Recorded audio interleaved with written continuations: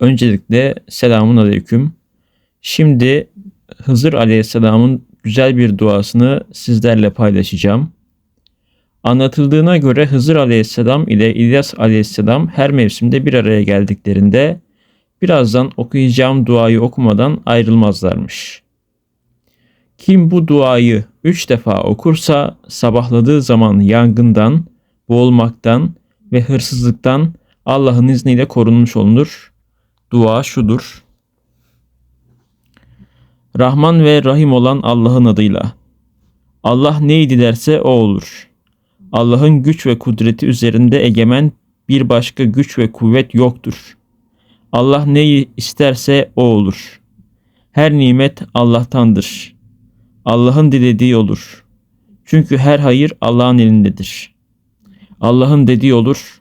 Kötülükleri ancak Allah önler. Amin.